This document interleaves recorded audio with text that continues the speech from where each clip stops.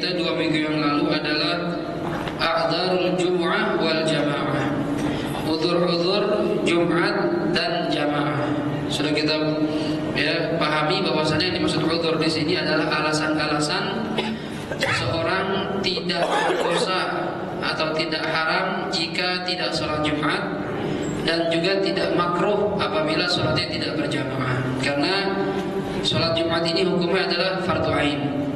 Artinya kalau orang dengan sengaja meninggalkan sholat Jumat tanpa uzur syar'i, alasan yang dibenarkan oleh syariat, maka hukumnya haram dan termasuk dosa besar. Hukum berjamaah menurut pendapat sebagian ulama adalah fardu kifayah. Ada yang mengatakan sunnah muakkadah, bahkan di madzhab lain ada yang mengatakan wajib. Artinya kalau kita mengatakan bahwasanya sholat berjamaah adalah fardu kifayah atau sunnah, jikalau kita tinggalkan tanpa uzur maka dihukumi makruh, gitu ya. Nah, ini alasan-alasan apabila ada atau terjadi maka kita tidak dihukumi haram meninggalkan Jumatan atau tidak makruh tidak berjamaah. Yang sudah kita bahas kemarin sampai nomor 18. Itu banyak ya. Kita lanjutkan lagi, termasuk uzur juga faqdu thawbin la'iqin bihi. Termasuk uzur orang tidak berdosa nggak hadir Jumatan atau jamaah adalah faqdu thawbin la'iqin bihi. Apabila dia tidak memiliki baju yang pantas untuk dia kenakan, yang pantas untuk dia pakai. Ini tergantung murwah orang berbeda-beda. Ya, misalnya seorang ulama besar keluar dari rumah dia selalu berpakai jubah, pakai gamis, pakai sorban, pakai imamah gitu ya. Dan itu memang pakaiannya para ulama seperti itu. Ya, seandainya ketika pengen Jumatan tiba-tiba bajunya hilang misalnya, atau terkena najis dan tidak sempat untuk, nggak ada waktu untuk mencucinya, cuci tapi basah lepek misalkan, nggak lucu juga kita ke masjid baju kita basah. Nah, ini gimana ini? Sedangkan saya kalau keluar rumah tanpa berpakaian yang pantas untuk saya kenakan, ini malu, aib gitu ya. Masa kiai atau habib begitu pakai kaos oblong masjid misalnya, kan nggak pantas. Nah, ini kalau terjadi hal seperti ini, tidak ada baju yang cocok, yang pantas dia kenakan, maka termasuk uzur untuk tidak Jumatan atau tidak hadir berjamaah ya. Dan itu berbeda-beda. Kayak kita orang biasa nggak bisa kita samakan kiai ya.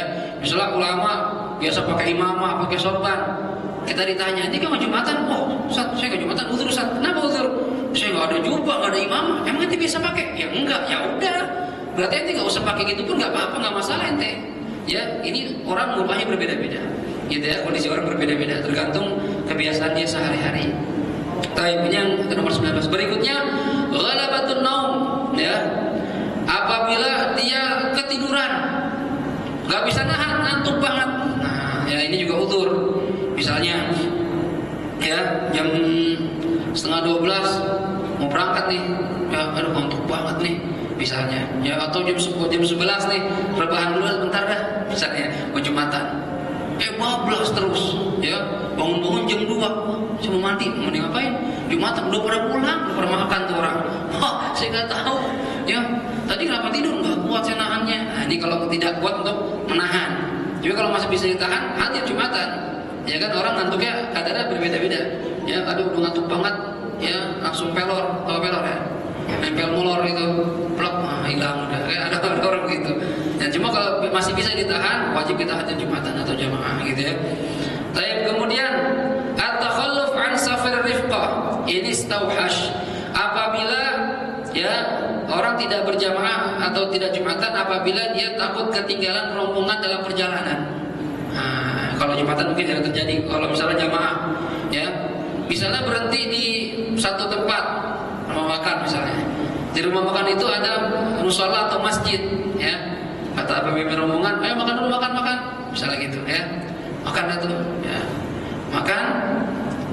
Begitu selesai makan, adzan sholat, masuk waktu sholat, ya. Dia pikir mau sholat dulu, ternyata rombongan enggak. Kita sholat ntar aja di sebelah sono, di daerah yang satu lagi, karena masjidnya bersihan, misalnya enakan misalnya, ya. Dia pengen jamaah di sini. "Wah Ustaz, saya tahu nih kalau orang rombongan saya nih kalau berhenti sholat jarang yang jamaah sendiri-sendiri. Mendingan saya di sini aja dah, jamaah di masjid ini. Daripada saya ngikutin rombongan saya, terus sholatnya masing-masing dah. Gak ada yang mau jamaah." Sedangkan kalau Anda memaksakan jamaah di masjid sini, Anda akan ketinggalan rombongan. Nah, ya. Ini bagaimana? Uzur tidak jamaah.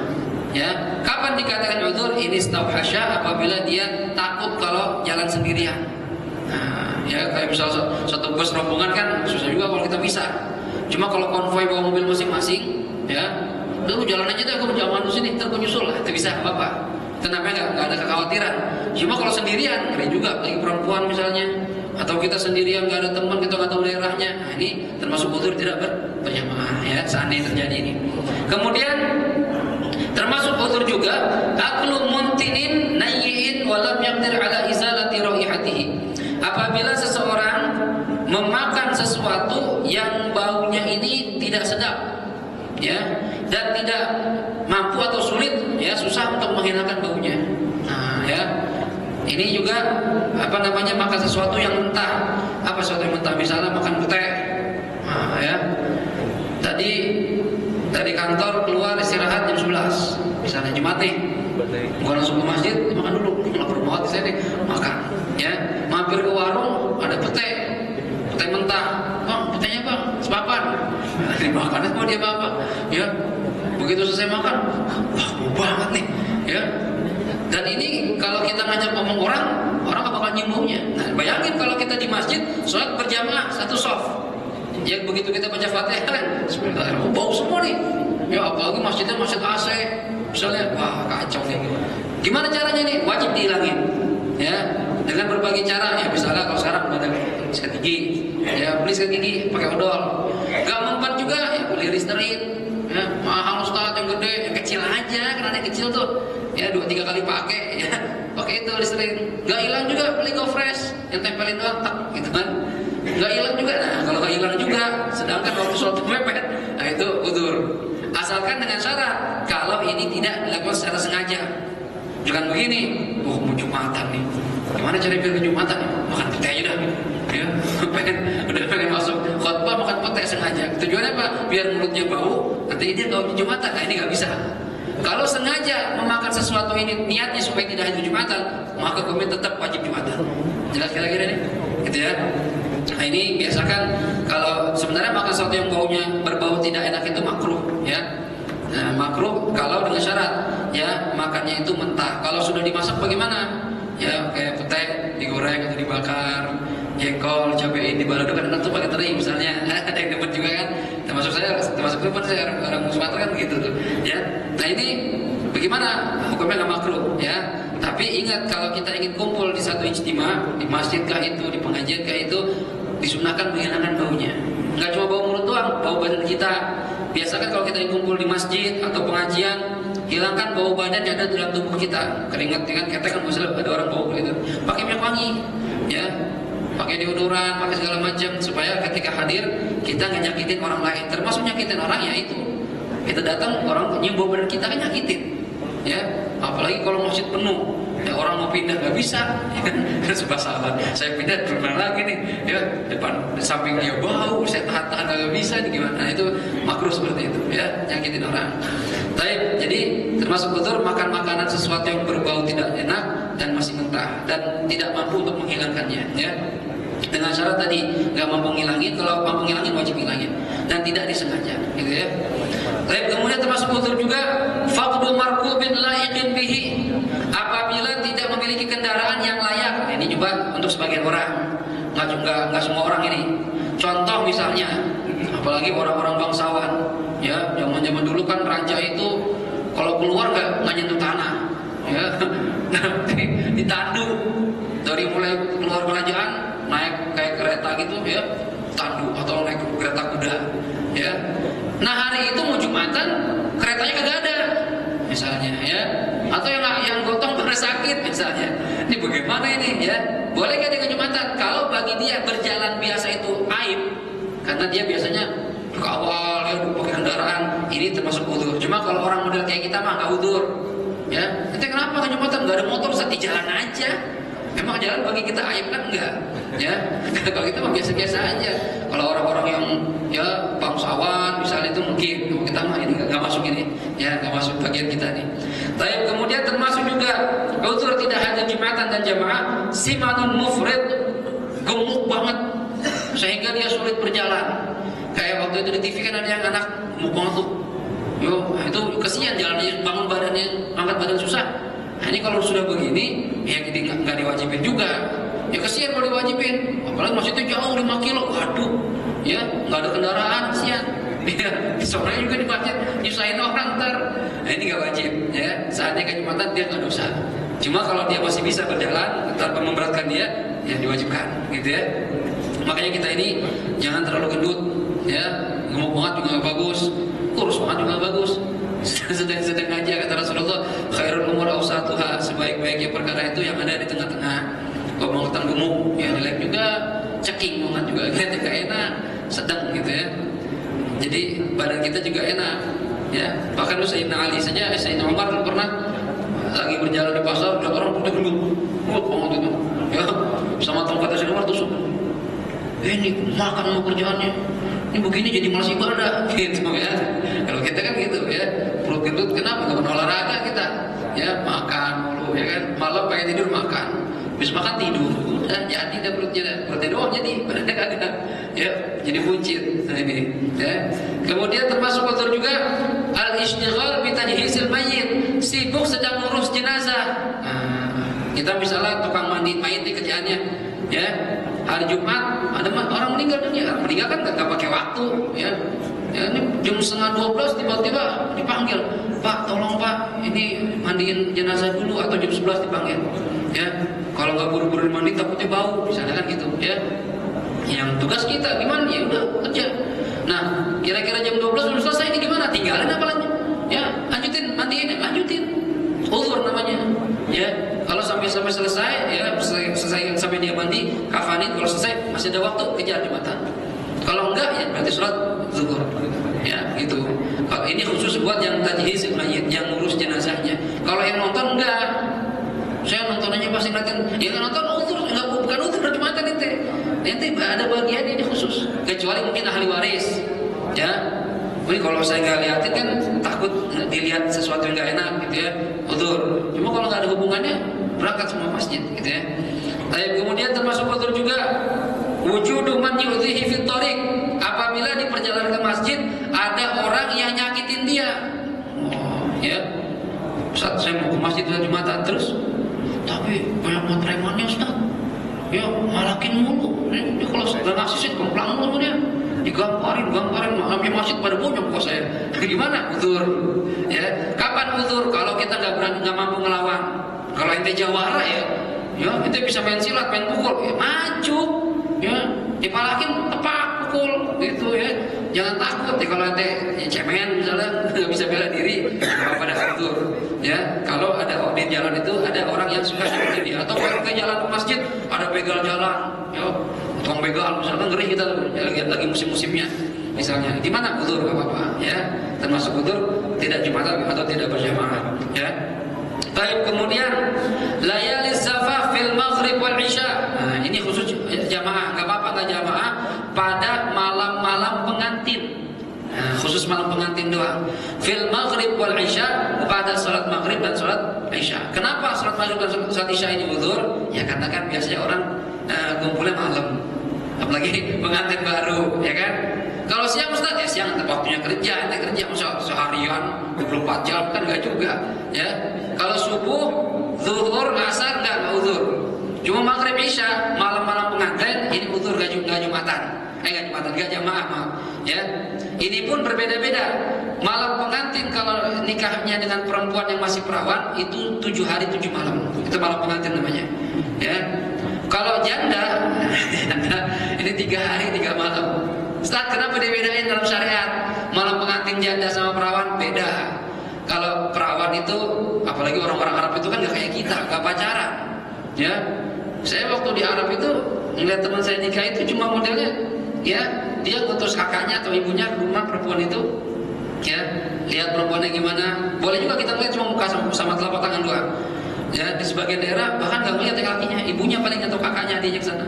Ngobrol-ngobrol sama calonnya, pulang, gimana tanya, gimana tadi, cakep pak, cakep, kayak siapa kira-kira, sebutin itu, ya bibirnya begini, gimana bu enggak, ya udah, gitu jadi nggak kenal. Ya kalau kita kan ya Allah na'udzubillah min dzalik, udah 7 tahun, 5 tahun pacaran, dari bawa ke Bandung, Bali, ya, pepes anak orang baru nikah. Dosa mulu kita ini. Ya, makanya kita nih orang tua yang punya anak, ayo hilangin budaya pacaran. Di Islam nggak ada pacaran, Bang. Ya, Ustaz, saya dulu juga pacaran. Ya, kita dulu udah dosa, jangan anak kita juga. Kita udah dosa, gitu, anak kita sudah dosa juga. Kadang ada orang tua begitu, ya, begitu anaknya ada orang laki-laki demen datang ke orang tuanya mau ngelamar, malah dibilang begini, emang nggak mau pacaran dulu, langsung aja, gitu, ditawarin pacaran dulu. Harusnya istikharah saja. Yang ada dalam Islam ta'aruf, ya, datang ke rumahnya, ada walinya, ya, kita mungkin datang sama orang tua, lihat, yang boleh dilihat cuma muka sama telapak tangan, itu aja lihat. Kenapa? Ternyata di muka sama telapak tangan itu kalau kita baca kitab-kitab nikah itu rahasia-rahasia wanita semua terletak di muka sama telapak tangan. Kita pun juga begitu. Ya, saya nggak hafal, waktu saya pernah baca tuh, misalnya bibirnya tebal, oh begini sifatnya, gitu kelihatan tuh. Ya hidungnya mancung beda-beda, ada yang bengkok, ada yang kayak betet gitu kan, ada yang pesek, ini gimana karakternya. Tangannya bisa kelihatan tuh, ada Thailand di sini, tandanya apa? Ternyata ada hikmahnya itu. Ya, kalau yang mempelajari ilmunya, kan ada ilmu membaca mimik wajah kan, bisa kelihatan itu orang bohong apa enggak ketahuan itu. Ya, di kepolisian dipelajari ilmu itu, ya, membaca garis wajah itu. Nah, itu ada ilmunya. Kenapa kok di syariat diperbolehkan? Ternyata rahasia itu ada di wajah. Gitu, ini tipe orang ini nih tukang selingkuh kelihatan, ini playboy kelihatan gitu, ya. Ini gak serius, itu orang bisa lihat dari itu, ya. Bahkan kata kiai saya aja di kepolisian itu bisa kelihatan orang yang kaya sama enggak dari cara merokok beda-beda. Ya, itu ketahuan banyak duit sama enggak kata kiai itu. Dia kan ngajar di polisi tuh, guru saya itu di Polda. Polisi ngasih tahu orang ngerokoknya gini baru setengah buang banyak duit. Ya, itu kan ada orang gitu tuh. Baru setengah buang banyak duit tuh, ya. Tapi kalau megang rokoknya sampai begini, sampai lintingnya nggak punya duit, sampai habis tuh, ya, kelihatan gayanya. Katanya kiai saya dapat ilmu dari polisi begitu. Itu bisa dilihat dari cara duduk, ya. Kalau orang kaya duduknya beda, orang yang duit itu beda sama orang susah duduknya. Nggak tahu kita termasuk duduknya orang kaya apa orang susah ya kita nih, nggak paham juga, ya. Tapi ya, bisa dilihat dari gerak tubuh itu, bisa dilihat orang wataknya seseorang, ya. Nah, jadi kalau malam pengantin ini 7 hari 7 malam kalau nikah sama perawan, walaupun kita duda misalnya, nikah sama perawan malam pengantin 7 hari 7 malam, yang patokannya bukan suaminya, istrinya. Kenapa 7 hari 7 malam? Karena untuk bisa mendapatkan istri kita, kepercayaan istri kita itu kalau perawan agak susah. Ya, malam pertama mungkin ngobrol-ngobrol dulu, ya kan, ya cerita-cerita dulu siapa, di mana sekolahnya, misalnya gitu. Belum ada gerakan, ya. Malam kedua usaha lagi, paginya kerja nih. Malam kedua usaha lagi, baru ya lulus rambut dulu segala macam gitu. Ya agak lama prosesnya. Nah 7 hari 7 malam itu kita uzur gak hadir jamaah maghrib dan isya gak apa-apa.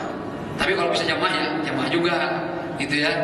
Nah ini, tapi kalau janda 3 hari 3 malam, kenapa ya? Janda udah pengalaman, ya, gak usah pakai pemanasan juga dia ngerti.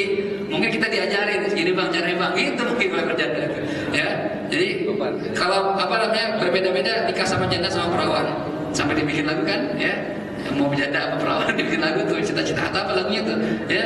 Nah ini kalau menikah, kalau kita masih bujangan, Nabi menganjurkan kita nikah sama perawan, ya. Jangan nikah sama janda kalau kecuali ada uzur, ya. Kenapa? Karena kalau janda itu kan dia punya pengalaman dengan suami sebelumnya, ya. Kalau kita nikah sama janda, kita masih perjaka misalnya, atau bahkan kita duda mungkin, ya, nikah sama janda, ini biasanya dia suka membanding-bandingkan dengan suami yang dulu.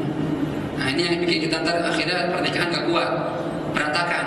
Misalnya, abang payah, ya, lu pelit banget, dulu suami saya baris banget bang. Ini bangga-banggain suami yang dulu, kayaknya kan bikin berantakan. Ya, makanya kalau bisa yang belum pernah nikah, mungkin di antara kita ada yang belum nikah nih, ya, yang masih jomblo atau baru rencana, ya, carilah yang perawan kata Rasulullah. Kecuali ada udur-udurnya apa, misalnya, ya, kita ingin bantu dia. Oh dia janda, anaknya masih kecil-kecil, orang susah, misalnya. Kesian Ustaz, nih dia perempuan yang gak kerja, saya nikah sama dia, itu namanya ada udur, ada alasan membantu, ya. Atau misalnya juga kita istri kita meninggal, anak kita masih kecil, ya masih bayi, kalau saya nikah sama perawan nih, ngurus anak saya Ustaz, boro-boro ngurus dia nggak bisa juga, nggak ngerti cara ngurusnya. Saya nikah sama janda karena udah pengalaman ngurus anak, itu pun boleh. Ya, ini termasuk udzur kita boleh nikah sama janda. Kalau seandainya nggak ada udzur, sebaiknya sama perawan aja. Ya, Rasulullah Ustaz nikah sama janda, ya Rasulullah itu ada alasan tertentu. Ya, pertama Rasulullah waktu nikah itu kan miskin, Rasulullah nggak punya harta. Ya, untuk melamar orang tuh nggak punya harta, tapi ditawarkan sama wanita yang salehah, wanita yang kaya, pengusaha besar, bahkan terkaya saat itu di Mekah. Ya, wanita pengusaha terkaya itu Sayyidah Khadijah menawarkan diri sama Rasulullah. Ya udah, ya. Tapi alhamdulillah dengan nikah sama janda yang kaya itu membantu perjuangan dakwah Rasulullah dengan hartanya. Nah, kalau ada janda begitu nggak apa-apa. Ya, kadang kita nyari kayaknya doang. Ya, apalagi udah tua nih, nanti bentar lagi mati nih, ya, dinikahin. Ya kan hadirin ya, nikah niat yang betul, harus benar niat nikah tuh. Ya, jadi kalau malam pengantin nggak apa-apa, nggak jamaah maghrib dan isya. Ya, 7 malam kalau perawan, 3 hari kalau janda. Ya, kemudian as-sa'yu fi istirdadi ma yurjahu sulahu. Ya, apabila kita sedang dalam usaha untuk mengambil hak kita pada orang lain, misalnya, Ustaz, ini mobil saya dipinjam orang atau motor saya dipinjam teman saya, gak balik-balik Ustaz. Ya, tapi saya dapat info dia bentar lagi pulang nih, jam-jam segini. Nah, paham Ustaz? Ya, dia kalau pulang ini Ustaz, misalnya jam 12, orang lagi sibuk jam makan, dia pulang. Nah, ya, ini kalau saya tungguin Ustaz bisa dapat motor saya.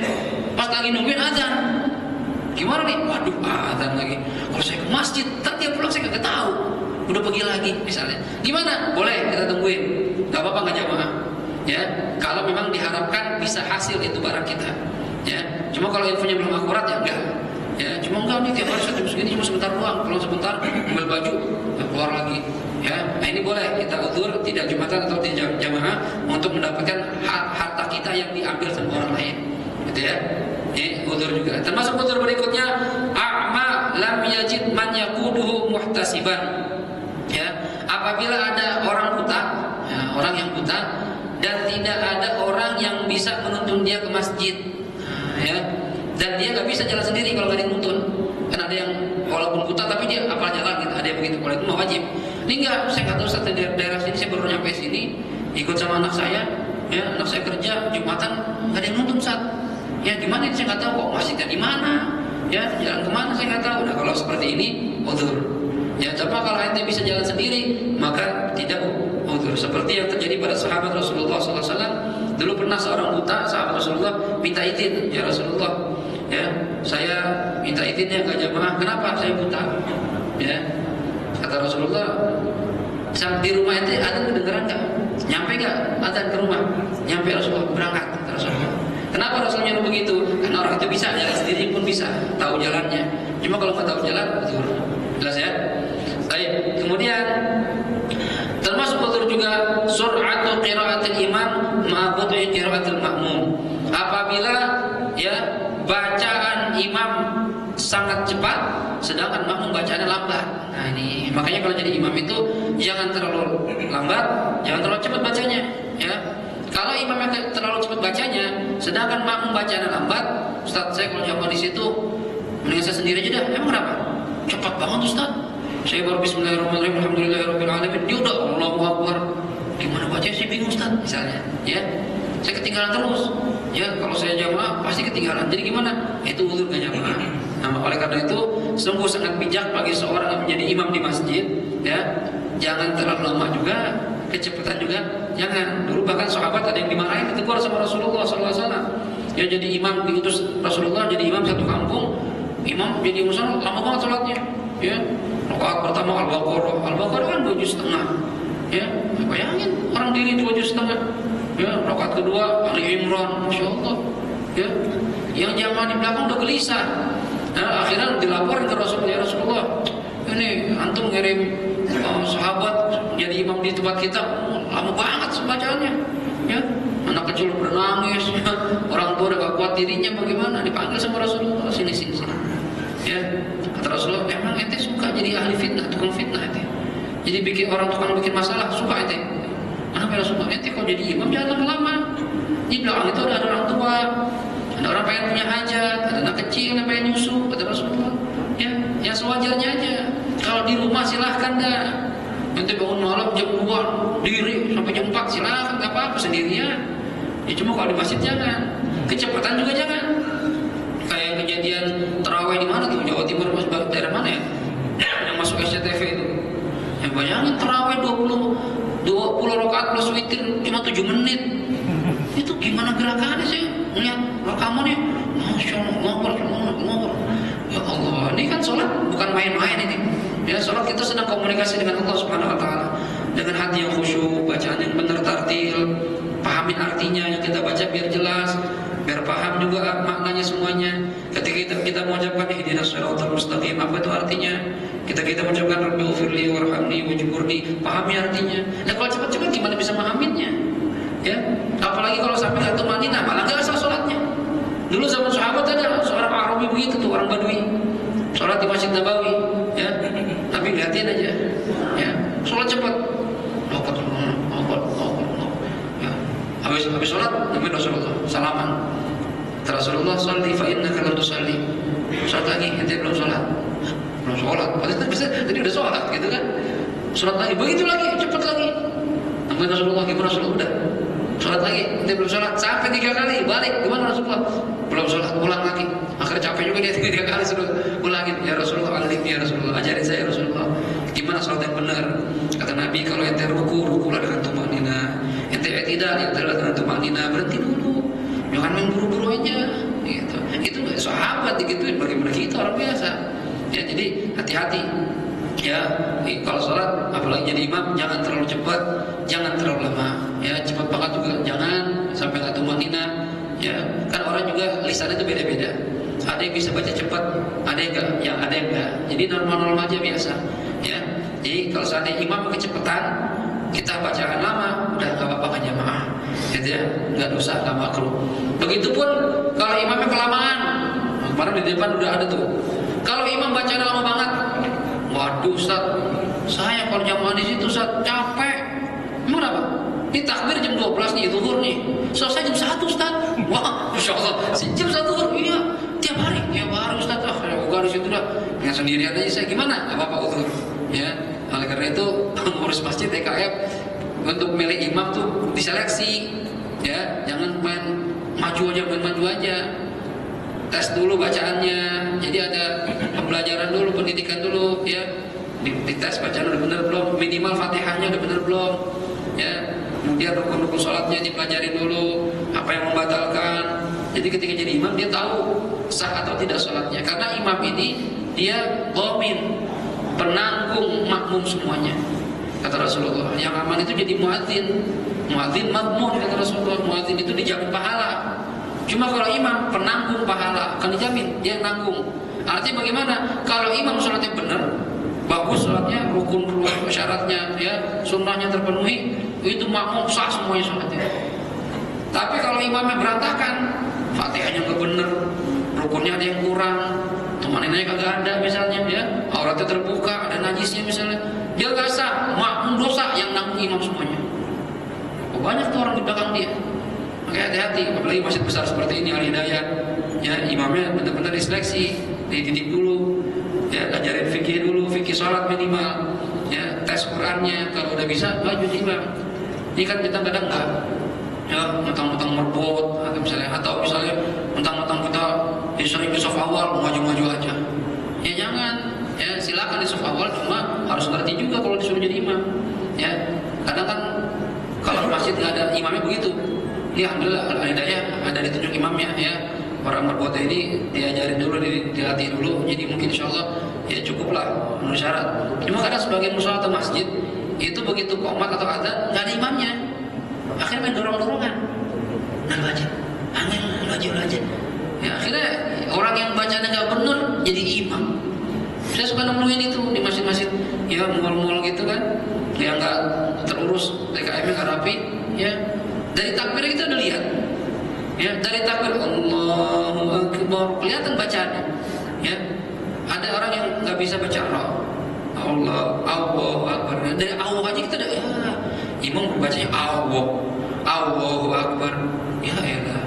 Kalau takbirnya udah begitu, kita udah malas jadi makmumnya. Ya, masa pemimpin baca takbir Allahu Akbar? Ya, ini kan udah salah, udah kelihatan. Bagaimana Fatihahnya kita? Baca Allah aja nggak bisa, apalagi yang lainnya. Nah, hati-hati nih. Ya, jadi benar-benar dipilih kalau jadi imam, ya khusus masjid-masjid besar gini diseleksi. Mudah-mudahan hidayah ya menjaga kualitas para imamnya sehingga jamaahnya semuanya sah sholat di hadapan Allah Subhanahu wa taala. Nah, ini beberapa uzur ya yang jumlahnya 30 apabila orang terdapat pada dirinya uzur-uzur ini atau salah satunya saja, maka dia tidak dosa tidak hadir Jumat dan tidak makruh tidak hadir jamaah. Nah, kajian kita berikutnya nanti ya pertemuan berikutnya adalah ahaqqun nas bil imamah. Urutan orang yang berhak menjadi imam. Siapa yang paling pantas jadi imam sholat? Itu ada urut-urutannya. Apakah yang paling ganteng atau paling kaya, ya, atau yang jadi ketua DKM atau gimana? Nanti akan kita bahas urut-urutannya orang-orang yang paling berhak menjadi imam, gitu ya. Ada pertanyaan sebelum saya tutup sesuai tema atau luar tema? Silakan. Waalaikumsalam. Apa hukumnya membaca Bismillah dalam Al-Fatihah dalam sholat? Terus kalau kita mendapati imam yang dia tidak baca Bismillah, kita harus bagaimana? Hukum baca basmalah dalam sholat. Nah ini ya, karena kajian kita mazhab Syafi'i, ya, saya jawab dengan mazhab Syafi'i. Ya, dalam mazhab Imam Syafi'i, membaca Fatihah dalam sholat hukumnya rukun. Termasuk rukun sholat adalah baca Fatihah. Ya, dan Fatihah ini ada 7 ayat. Di mazhab kita basmalah termasuk ayat dari Fatihah. Jadi ngitungnya satu ayat satu itu basmalah. Bismillahirrahmanirrahim 1. Alhamdulillahirabbil alamin, arrahmanir rahim, maliki yaumiddin, iyyaka na'budu wa iyyaka nasta'in, ihdinas siratal mustaqim, siratal ladzina an'amta 'alaihim, ghairil maghdubi 'alaihim waladdallin. Amin. 7 ayat. Ini enggak boleh kurang satu pun. Bahkan kalau satu huruf saja salah, Fatihahnya enggak sah. Kalau Fatihahnya enggak sah, salatnya enggak sah. Ini hati-hati nih, Fatihah itu rukun. Nah, kalau sholat nggak baca basmalah dalam mazhab Imam Syafi'i, saya nggak nyalain yang lain nih. Dalam mazhab Imam Syafi'i, maka sholatnya dihukumi tidak sah. Jelas? Karena berarti rukunnya kurang. Nah, adapun di mazhab lain seperti mazhab Imam Malik, beliau mengatakan basmalah tidak termasuk ayat dari Fatihah. Ya, bahkan di mazhab Imam Malik kalau sebagian pendapat mereka mengatakan makruh baca basmalah. Jadi mereka langsung alhamdulillahirabbil alamin. Sedangkan mereka juga sepakat ayatnya 7. Semua imam sepakat 7 karena di hadis itu dikatakan sab'ul mathani, 7 ayat yang turun 2 kali atau berulang-ulang. Nah, ini tapi ngitungnya beda. Ya, mazhab Maliki itu dan mazhab Abu Hanifah ngitungnya dari hamdalah. Alhamdulillahirabbil alamin, arrahmanir rahim, maliki yaumiddin, iyyaka na'budu wa iyyaka nasta'in, ihdinas siratal mustaqim. Nah, siratal ini bagi 2. Siratal ladzina an'amta 'alaihim, di satu ayat nih, ghairil maghdubi 'alaihim waladdallin. Sama-sama 7. Cuma cara hitungnya beda. Dengan dalil-dalil masing-masing. Imam Syafi'i dengan dalilnya, Imam Malik dengan dalilnya, Imam Abu Hanifah beda lagi. Imam Abu Hanifah mengatakan basmalah tidak termasuk ayat dari Fatihah. Tapi sunnah baca basmalah sirran, pelan-pelan. Nah, paham ya? Jadi kalau mazhab Syafi'i baca jahar keras, mazhab Malik enggak baca. Mazhab Hanafi, ya Abu Hanifah baca tapi pelan. Rata-rata imam-imam Haramain itu bermazhab Hanafi, ya fikihnya fikih Hanafi. Maka mereka baca cuma pelan. Ya. Nah, bagaimana Ustaz kalau kita menemukan imam yang sholatnya enggak baca basmalah? Nah, ini repot ini. Ya. Kalau kita belum sholat, misalnya, ya, Anda dengan saya, Anda bermadzhab Syafi'i, saya bermadzhab Maliki misalnya, ya. Ini sebaiknya yang jadi imam, ya, yang bermadzhab Syafi'i agar sah sholatnya menurut semua imam. Ya, kenapa? Karena kalau madzhab Malik, seandainya imam baca basmalah tetap sah, cuma makruh doang. Gitu, tapi sholatnya sah. Cuma kalau Maliki jadi imam, yang Syafi'i jadi makmum, syarat sahnya jamaah dalam madzhab Syafi'i, sang makmum tidak boleh meyakini kalau sholat imamnya batal. Nah, kalau imamnya nggak baca basmalah, keyakinan kita gimana? Wah, imam saya batal nih baca basmalah. Kalau Anda tetap jamaah sama dia, maka sholat kita juga batal. Nah, jadi gimana Ustaz kalau kejadian nih? Saya nggak tahu dia, pokoknya saya ngikut aja jamaah. Ya, kalau sholat zuhur sama asar mah nggak masalah, nggak kedengeran. Ya, cuma kalau maghrib isya subuh nggak kedengeran. Nah, Gimana Ustaz? Begitu saya nyampe masjid, saya jamaah, saya nggak tahu nih imamnya baca basmalah apa enggak. Tiba-tiba nggak baca basmalah. Nah, ya, bagaimana? Pilihannya dua. Anda boleh mufaraqah. Udah, saya misalnya diri aja, nggak jadi jamaah. Kalau mau misalkan diri, berarti lanjutkan sholat sendirian. Seperti biasa sholat sendiri. Ya, kalau Anda mau lanjut, silakan. Tapi nanti habis sholat, tanya sama dia. Ma, tadi baca basmalah nggak? Oh saya nggak dengar tadi basmalahnya. Gitu, paham maksudnya? Kalau dia bilang, oh saya baca tapi pelan-pelan, nah, berarti sholatnya sah. Yang penting baca. Kalau dia bilang, oh enggak, saya ikut pendapat Imam Malik, saya nggak baca. Waduh, nggak baca. Berarti gimana? Kita ngulangin sholat kita lagi. Dia sah, kita yang nggak sah. Paham? Gitu. Jadi lebih aman kalau saatnya kita pengen jamaah di mana-mana gitu, yang imam yang belum jelas, dengerin dulu bacaannya. Saya begitu biasa kalau sholat jahriyah, maghrib bisa subuh, ya kalau di mana-mana sholat atau masjid yang saya mampir jalan begitu, berarti saya dengerin dulu fatihahnya.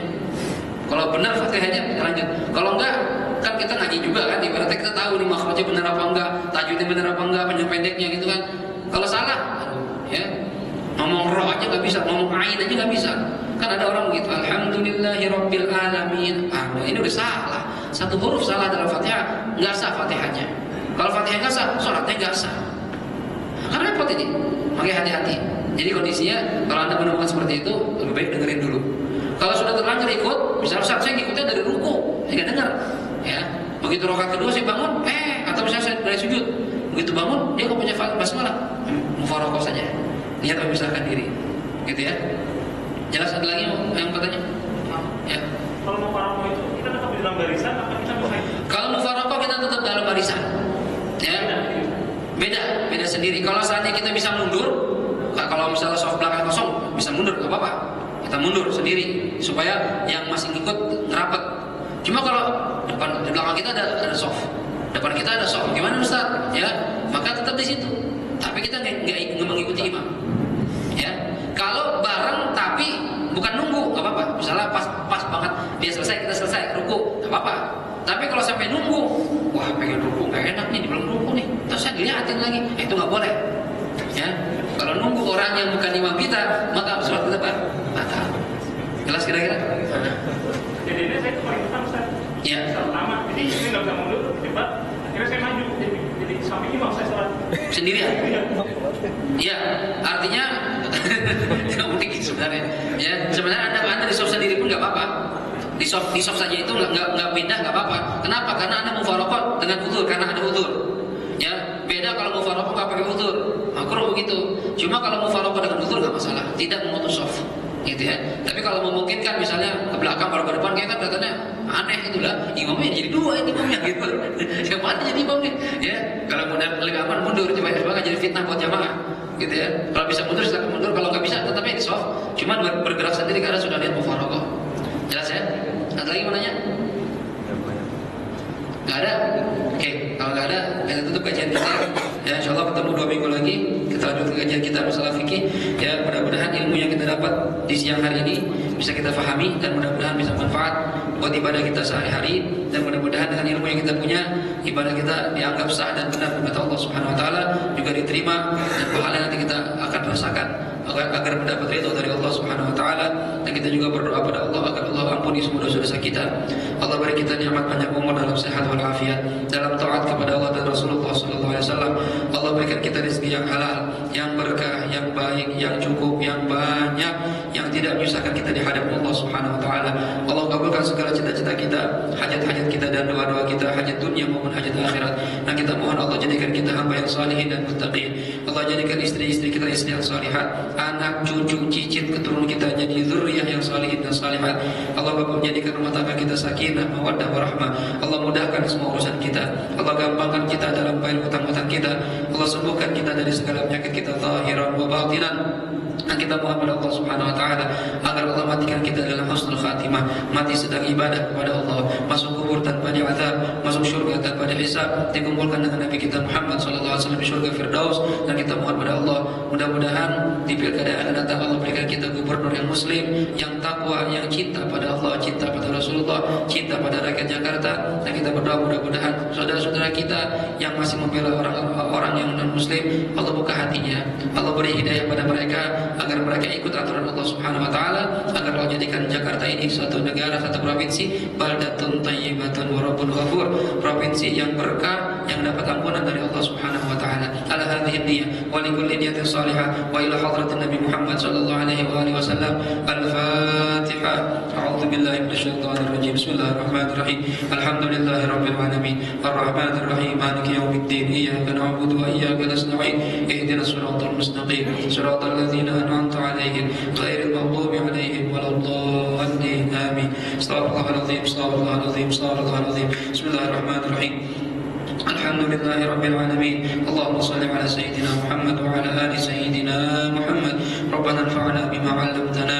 Rabbi 'allimna alladhi yanfa'una. Rabbi faqihna wa faqih ahlana wa qarabatin lana fi dinina ma'a ahli al-qudri untha wa dhakar. Rabbi waffiqna wa waffiqhum lima tardadi qawlan wa fi'lan karama warzuqna kulla halalan daima wa akhirna atqiya ulama nahda bil khairi wa nukfa kulla shar. Rabbana aslih lana kulla shuhur وأقر بالرضا منك العيون واقض عنا ربنا كل الديون قبل أن تأتينا رسل المنون واغفر واستر أنت أكرم من ستر وصلاة الله تغشى المصطفى من إلى الحق دعانا والوفى بكتاب فيه للناس الشفاء وعلى الآل الكرام الشرفاء وعلى صحب المصابيح الغرر. اللهم اهدنا بهداك واجعلنا ممن يسارع في رضاك ولا تولنا وليا سواك ولا تجعلنا ممن خالف أمرك وعصاك. وحسبنا الله ونعم الوكيل نعم المولى ونعم النصير ولا حول ولا قوة إلا بالله العلي العظيم. وصلى الله على سيدنا محمد وعلى آله وصحبه وسلم والحمد لله رب العالمين والعفو منكم. والسلام عليكم ورحمة الله وبركاته.